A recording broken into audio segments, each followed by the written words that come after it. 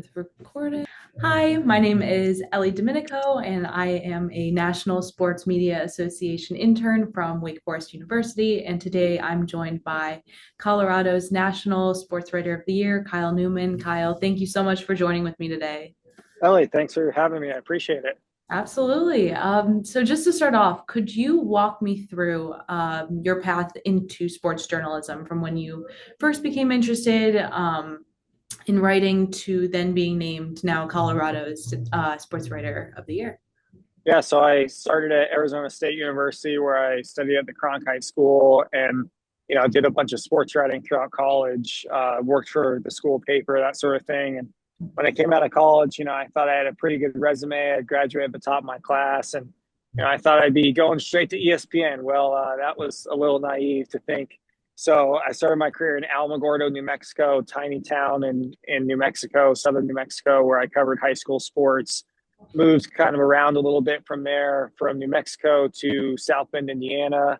Ran a high school sports site there, and then moved back to Colorado and ran another high school sports website. Those were both startups. And then from there, I got hired at the Denver Post, and that was really my big career break. And worked at the Denver Post for 10 years now and started covering just high school sports, but now I'm pretty much a general assignment writer who covers high school, colleges, Rockies, Summit FC, the Broncos, the Avs, and then, investigations and enterprise stories and features. That's really my specialty. That's awesome. And so, given your vast experience of covering just about everything, looking back on your career so far, what has been the most rewarding story that you've ever covered or project that you worked on? Oh man, that's a tough question. I mean, I would just say some of the work, honestly, I did in the past year was probably some of my best work that I've ever done, and that included we did a big stadium series at the Denver Post about local stadiums that I led point on, and that series kind of foretold the Broncos announcement later in the year that they were going to move their stadium location from where it currently is to another spot in downtown Denver. So that was a really cool series to work on, and then also, I did a big investigation this past year into a prominent high school here in Colorado, Valor Christian, and just kind of the turmoil within their athletic department. And I think that was really important community story that, obviously the school didn't want told. They were trying to kind of give a company line to the public.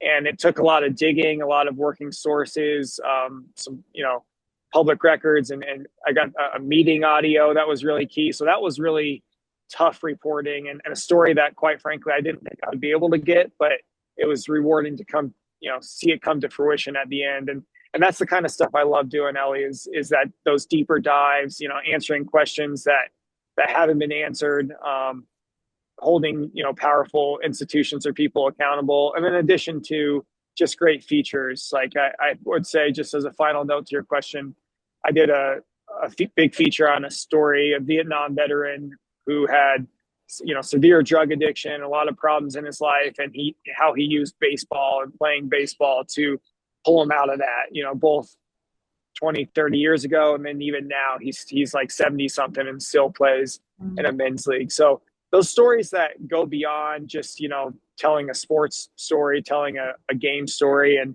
have community impact, have societal impact, those are the ones I'm most proud of. And to that point of community impact and just thinking from a geographical standpoint, obviously covering a market like Colorado comes with a wide range of teams and fan bases, and then also expectations. And so, how have you sort of navigated these different avenues and telling stories that resonate holistically and locally while still having a much broader impact? Yeah, it's a good question. I mean, I think you got to keep your head on a swivel, especially in my position. I'm fortunate that I'm not burdened down by one particular beat, whereas a lot of true traditional beat writers, they have to be on top of hard news every single day. What if you're covering the NFL, it's practice updates, it's roster transactions, it's injury news, that sort of thing. I do have to do some of that when covering the Rockies, the Avalanche, but I'm really free to each week kind of look at my week and say, what big stories do I want to chase this week? And what big projects do I want to chase over the next couple months? And part of that is looking outside of the just the big teams, the big four teams here, the Avalanche, Nuggets, Rockies, and Broncos, and really branching out to finding the great stories at the high school level, finding the great stories at the small college level, finding the great stories, offbeat, where, I did a story on darts, for instance, and you think, what's there to say about darts? Well, it turns out Colorado has a pretty awesome, like, thriving darts scene. So it's just finding those types of stories, and really being willing to go outside your comfort zone and write about darts or write about racquetball or write about, sports that I don't really cover a lot, but I can learn a lot on the fly and dig up great human interest stories. So it's all about looking outside, the mainstream sports and finding those great stories that need to be told. That's awesome. And so as a journalism student myself, actually, I've learned through all of my various classes, both sports related and not, that sports writing often means kind of balancing news and breaking news with also that long form storytelling method. So how, in your experience, do you decide which stories deserve deeper reporting, and then how has that balance kind of evolved over your career? Yeah, it's a great question. I mean, I think you start digging into something, and then whatever it is, it'll kind of reveal itself to you. I mentioned the story I did on the high school and the investigation into that. Well, it started as basically answering a simple question. Why did this respected coach at this prominent high school, respected football coach who had done pretty well in his couple seasons there, why was he basically forced out? Well, and in pursuing the answer to that question, I dug up a whole ton more information on just kind of this culture within the athletic department and the fact that this stemmed, way beyond the football coach. It was an athletic department issue. It was the school issue. It was kind of a community issue. And so that's where I would answer your question there, Ellie, is that sometimes the best stories, they're not apparent at first. Then maybe it just seems like a simple story, but the more you dig into it, the more it becomes like a truly complex and enticing story. And then the other thing I would say to that is that I'm looking to just tell great stories that, like I said, impact beyond outside the lines. A story about a great team is awesome, but a story about a great team who had a player who survived a plane crash, which is actually a story I did this past year as well, is even better. And so it starts with calling on your sources, being plugged into all your different beats, whether it's one beat or multiple beats like I am. I mentioned the airplane crash story. I never would have found that if I hadn't just called the coach that one day and checked in on his team because they were having a pretty good season. And then asking that just kind of extra question to everyone you talk to. Hey, is there anything else I should be aware of? Are there any great storylines or people who have overcome something worth telling the community about? And that's where I got at the end of the conversation with that baseball coach. Well, actually, one of our players was in a small plane crash and survived and lost his mom. And it's been really tough for him, our whole program. So that's where you find the great stories. They're not going to just appear on Twitter by themselves, nor most of the time. And I take pride in finding those stories that no one else is telling. And to do that, you have to spend a lot of time digging and reporting. And the sports writing is the end payoff, but the sports reporting is the stuff that really makes all of that go and gets the end result that you want. Yeah, absolutely. And to that point of going on a deeper dive to find these stories, kind of in this era, where sports media especially is increasingly digital and the landscape itself is all online or primarily online. How has your approach to storytelling changed, and what skills have become more important for you and other writers within the field, and maybe what has taken more of a backseat? Yeah, it's a great question because, working at the Denver Post, it is a constant balance and juggling act of we have to fill the paper every day. We have to get stories in the paper, but also realizing that online is king and we want SEO is king and we want our stories to resonate with an online audience and be accessible to an online audience. And working at the Post, our deadlines have gotten moved up again and again and again. And so like a lot of times, if I'm covering a Rockies game during the summer on Friday night, the game starts at 7:30. that game is probably not going to make it into the paper, that game story. So I approach things from an online perspective of driving readership, driving subscriptions for our paper, online subscriptions, because that is what we've put our focus on in the Denver Post, is driving online subscriptions to our content, because of all of our stuff is behind the paywall, which a lot of people gripe about. But to me, it's a pivot to a more sustainable business model of to get people to realize that this is news and storytelling worth paying for.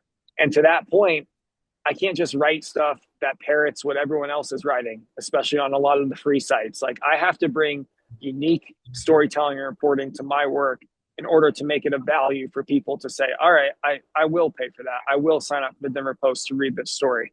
So it's a constant juggling act for me.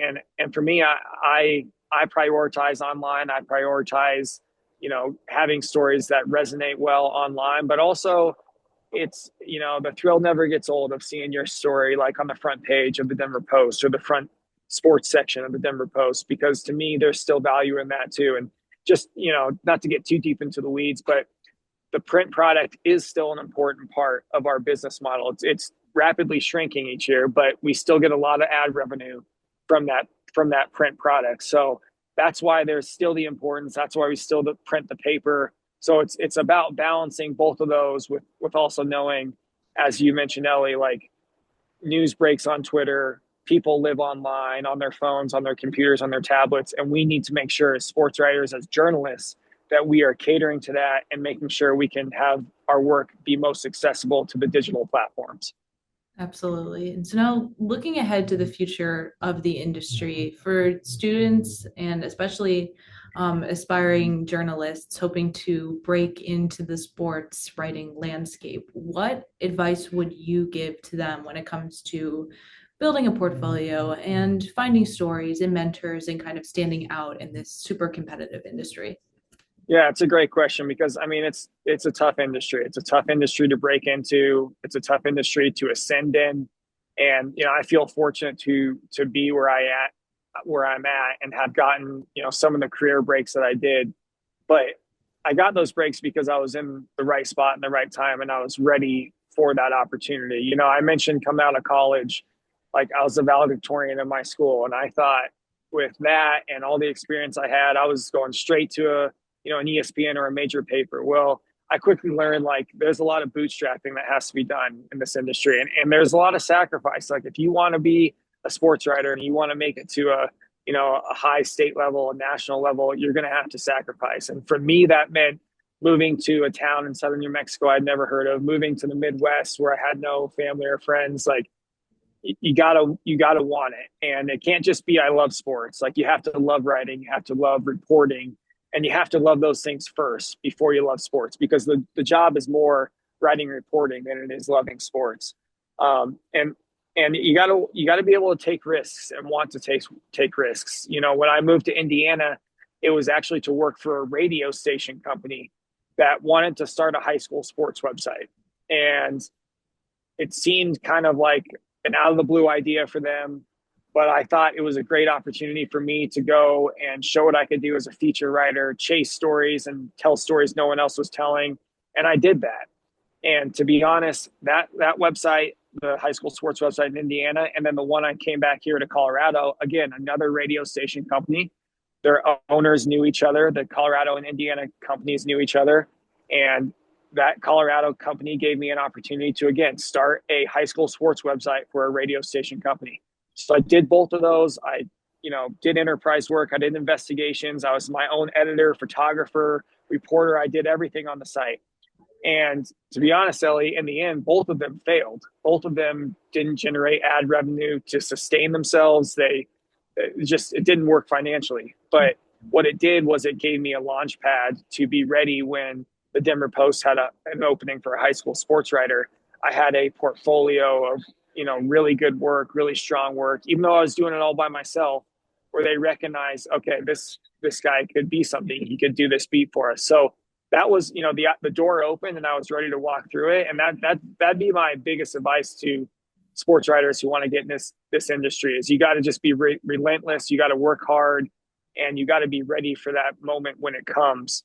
And just one final note on this. When I was with the Colorado Sports Network, which was the high school sports website I worked for and ran before I came to the Denver Post, I would in one weekend cover like 5 or 6 football games. Like I would go to 2 or 3 games on Friday night, take pictures at the first couple, take pictures of the last one, do an interview or interviews and a story from the last one. Then I go out to multiple games on Saturday and basically trying to be everywhere at once for a one-man band. And that I think turned a lot of people's heads, but it was also a lot of work. It was a ton of sacrifice and being away from my family and, my young son at the time. So it's those kind of sacrifices and work ethic you got to make to get to where you want to go. And now at the Post, I'm taking the same perspective. Like, yeah, I'd love to get to the national level one day, work for ESPN or whatever, but I know it's going to take the types of stories I did in the last year and taking risks and pushing myself outside my comfort zone to get there. Yeah, no, absolutely. That's great advice. And I'm sure it resonates with so many people. But Kyle, thank you so much again for taking the time to talk with me today. And congrats again on your recognition as Colorado's National Sportswriter of the Year. Ellie, I really appreciate it. Thank you so much for having me on.